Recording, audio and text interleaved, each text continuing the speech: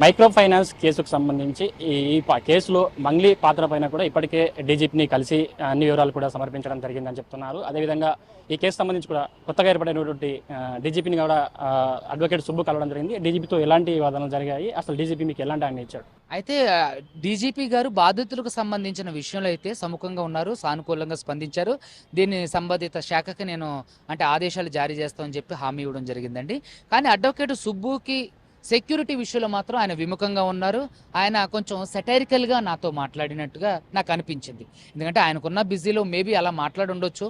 కానీ నాకు అర్థమైన రీతి ఏంటంటే, మా పని మాకు తెలుసు, మీరు మాకు చెప్పొద్దు అని అంటే, సార్ నాకు కావాల్సింది అడుగుతున్నా, మీ పని గురించి చెప్పట్లేదని చెప్పి నేను డీజీపీ గారికి అభ్యర్థించడం జరిగింది.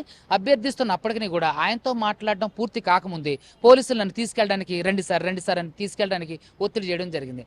డీజీపీ గారు మాకు కనీసం ఒక 10 నిమిషాలనే టైం ఇచ్చినట్టయితే పూర్తిగా బాధితులకు ఏ విధంగా న్యాయం చేస్తానని చెప్పారో, బాధితుల తరపున పోరాడుతున్న అడ్వకేట్ సుబ్బుకు మీకు కూడా నేను న్యాయం చేస్తానని ఒక్క మాట చెప్పిన నేను చాలా సంతోషపడేవాడిని. కానీ సివి ఆనంద్ గారు నిజంగా న్యాయం చేస్తారనే నేను అనుకున్నాను. ఎందుకంటే ఆయన నిజాయితీ గల వ్యక్తి, నిబద్ధత కలిగిన వ్యక్తి.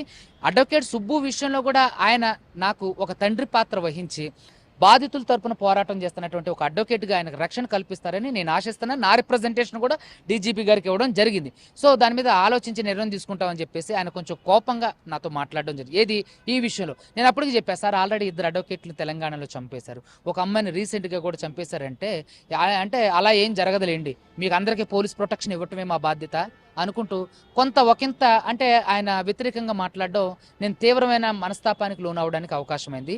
సో నా బాధ్యత కూడా ఆయనదే. తెలంగాణ సిటిజన్గా నాకేదైనా రేపొద్దున బాధ్యత వహించాల్సింది కూడా ఒక తండ్రి పాత్రలో ఉన్నటువంటి డీజీపీ గారే. ఇప్పుడు నాకు రేపొద్దున ఏదన్నా అయితే పోలీసులు దీంట్లో పట్టించుకోరా అంటే, ఆ విషయంలో మాత్రం నేను చాలా బాధగా ఉన్నా. బాధితులకు న్యాయం చేస్తానని హామీ ఇచ్చారు, కానీ అడ్వకేట్ సుబ్బు మీకు కూడా న్యాయం చేస్తాం, మీకు కూడా ప్రొటెక్షన్ కల్పిస్తాం, కానీ ఒక కానిస్టేబుల్ ఇచ్చిన నేను చాలా హ్యాపీగా ఫీల్ అయ్యేవాడిని. రేపొద్దున నాకు ఏదన్నా అయితే ఎవరు బాధ్యత?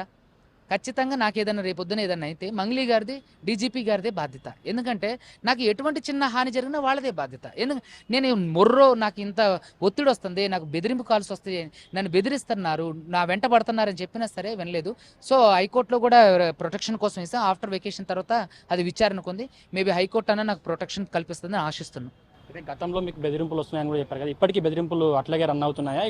ఎట్లా కొనసాగుతున్నాయి బెదిరింపులు? ఇప్పటికీ రన్ అవుతున్నాయి? ఆ బెదిరింపులు ఇప్పటికీ రన్ అవుతున్నాయండి. ఎందుకంటే ఇప్పటి వరకు కూడా చూస్తున్నటువంటి అంశాలన్నీ మీరు చూస్తూనే ఉన్నారు. ఎందుకు అని అంటే, వాళ్ళు మమ్మల్ని ఒక ప్రధాన ఒక ఆర్టీవీ ఛానల్కి వెళ్తున్నప్పుడు మా వెంటబడ్డం, వాళ్ళు ప్రధాన ఛానల్లో ఫోటోలు వీడియోలు తీసుకోవడం అన్నీ చూశారు.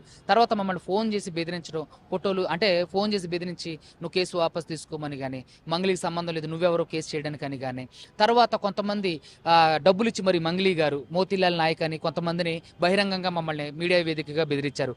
కొంతమంది ఉస్మానియా యూనివర్సిటీ వేదికగా, విద్యార్థుల వేదికగా నన్ను బహిరంగంగా బెదిరించారు. సో ఇవన్నీ కూడా ఏంటి అని అంటే మీరంతా చూస్తూనే ఉన్నారు. రేపొద్దున నాకు ఏదైనా అయిందనుకోండి, ఖచ్చితంగా బాధ్యత వీళ్ళే వహించాలి. సో కాబట్టి నాకు థ్రెట్ ఉంది. అంతకుముందు కూడా చాలా మంది అడ్వకేట్లు, ఒక లేడీ అడ్వకేట్ కూడా థ్రెట్ ఉందని చెప్పినప్పుడు పోలీసులు ఇలాగే బాధ్యతారాహిత్యంగా వహిస్తే ఆమె చంపేశారు. అదేవిధంగా ఇంకొక వామన్రావు దంపతులు గారిని కూడా అలాగే చంపేశారు. ఎంతోమంది అడ్వకేట్ల మీద దాడులు జరుగుతున్నాయి. సో నా మీద కూడా థ్రెట్ ఉంది. సో ఎంతోమంది ఎంతోమంది కాదు, కొంతమంది వాళ్ళకి మంగ్లీకి సంబంధించిన వాళ్ళు ప్రత్యక్షంగా పరోక్షంగా నా మీద దాడులకు ప్రయత్నాలు చేయడానికి ఉన్నారు. వాళ్ళు మీడియా వేదిక కూడా ప్రకటించారు. సో కాబట్టి దయచేసి ప్రొటెక్షన్ కల్పిస్తే ఇంకా చాలా మంది బాధితుల పట్ల నిలబడడానికి అవకాశం ఉంటుందని నా ఆలోచన. రీసెంట్గా మంగ్లీ ఒక స్టేట్మెంట్ రిలీజ్ చేసింది. అయితే ఏదైతే వాళ్ళిద్దరి మధ్య ట్రాన్సాక్షన్ సంబంధించి కేవలం వాళ్ళ ఇంటి రెంట్కి సంబంధించి మాత్రమే, అవి ఎలాంటి వేరే దానికి సంబంధించి కాదని ఒక స్టేట్మెంట్ రిలీజ్ చేసింది. దాన్ని ఎట్లా చూస్తారు? మరి మొదట్లో ఎందుకని అసలు రమావత్ మధు ఎవరో నాకు తెలియదండి.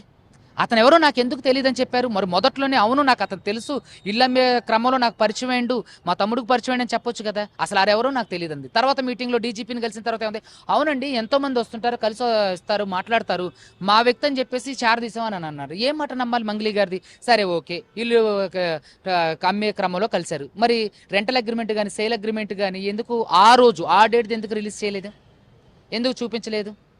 అడగండి మీరు మీడియా వేదికగా. నేనే మంగ్లీ గారిని అడుగుతున్నా, ఎందుకని మరి చేయలేదు? సో ఇవంతా చూస్తే మంగ్లీ గారు అబద్ధం ఆడుతుందని స్పష్టంగా మీకు అర్థం కావట్లేదా? సో నిజంగా మంగ్లీ గారు తప్పు చేయకపోతే బయటకు రండి, బాధితుల తరపున నుంచోండి, నేనే మీకు సపోర్ట్ చేస్తాను. సో ఇదంతా కావాలని జరుగుతున్నటువంటి కుట్ర. నిజాలన్నీ కూడా ఈఓడబ్ల్యూ వాళ్ళు, పోలీసు వ్యవస్థ, సిసిఎస్ వాళ్ళు బయటకు తీసుకొస్తారు. అదేవిధంగా కోర్టు తరపు నుంచి కూడా నేను పోరాటం చేస్తాను.